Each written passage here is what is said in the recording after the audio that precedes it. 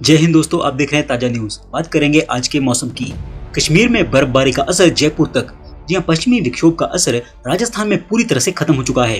हालांकि कश्मीर में बर्फबारी होने के कारण जयपुर, अलवर, दौसा सहित कई जिलों में हवा में तेजी और पारे में गिरावट देखने को मिल रही है। मौसम विभाग के मुताबिक धीरे धीरे मौसम साफ होने के साथ ही सर्दी का असर बढ़ेगा, वही रात के तापमान में गिरावट होगी। मौसम विभाग के मुताबिक दिवाली तक मौसम में काफी बदलाव देखने को मिलेगा। बीते दिन जयपुर का पारा रविवार की तुलना में 1 डिग्री सेल्सियस अधिक रहा और धूप भी तीखी रही, लेकिन न्यूनतम तापमान में 1 डिग्री सेल्सियस की कमी भी रिकॉर्ड हुई। मौसम विभाग के मुताबिक बर्फबारी और राजस्थान में नमी कम होने के साथ ही उत्तरी पश्चिमी हवा शुरू हो चुकी है, जिससे सर्दी बढ़ गई है। आगामी दिनों में तापमान में और 2 डिग्री तक कमी दर्ज की जाएगी। IMD के मुताबिक उत्तरी इलाकों में जनवरी फरवरी सर्दी के लिहाज से काफी अहम होंगे। तापमान 3 से लेकर 4 डिग्री तक रहने के साथ ही अल नीनो के असर से कड़ाके की ठंड पड़ेगी। दरअसल प्रशांत क्षेत्र में ला नीना तेजी से उभर रहा है। आमतौर पर इसका अर्थ है कि उत्तरी गोलार्ध में तापमान का सामान्य से कम रहना। इस स्थिति में कड़ाके की सर्दी के बारे में चेतावनी जारी की गई है। मौसम विभाग के मुताबिक एक और चक्रवाती हवाओं का क्षेत्र दक्षिण मध्य बंगाल की खाड़ी के ऊपर बना हुआ है। एक ट्रफ रेखा दक्षिण मध्य बंगाल की खाड़ी के ऊपर बने हुए चक्रवाती हवाओं के क्षेत्र से उत्तर पश्चिमी बंगाल की खाड़ी तक फैली हुई है। इससे पूर्व तमिलनाडु और पुडुचेरी में 29 अक्टूबर तक अलग अलग हिस्सों में भारी बारिश होने की संभावना है। इसके अलावा बुधवार तक केरल में भी भारी बारिश हो सकती है। उत्तराखंड में करीब 1000 नदी नालों ने बदला रास्ता। IIT रुड़की करेगी अध्ययन। जहां कुमाऊं में आई आपदा के कारण कोसी, गोला, दाबका और नंधौर, रामगंगा, सरयू, शारदा समेत छोटी बड़ी करीब 1000 नदी नालों ने रास्ता बदल दिया है या फिर मूल स्वरूप में वापस आ गई हैं।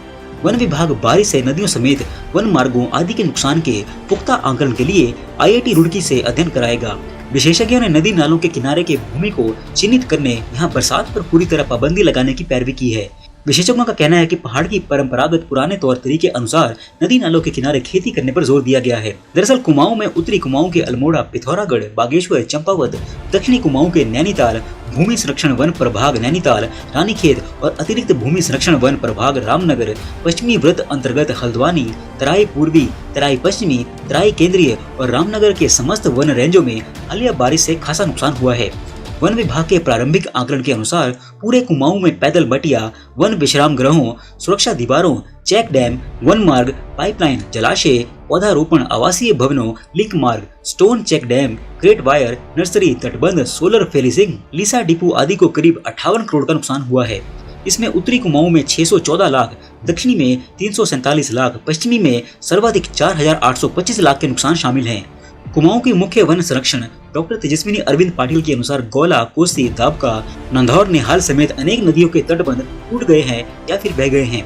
पहाड़ में बुजुर्गों ने नदी नालों के किनारे खेती और तीर्थ स्थल बनाए। उन्हें यह वैज्ञानिक तथ्य मालूम था कि नदी नाले रास्ता बदलते हैं। वे नदी नालों के व्यवहार को जानते थे। 2013 की आपदा में मंदाकिनी की बाढ़ से इसी वजह से नुकसान हुआ था।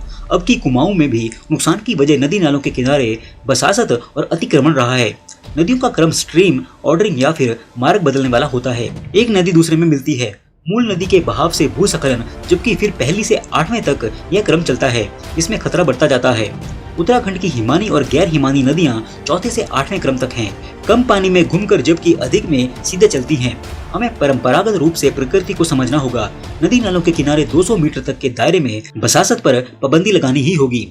ब्यूरो रिपोर्ट, ताजा न्यूज। जय हिंद, जय भारत।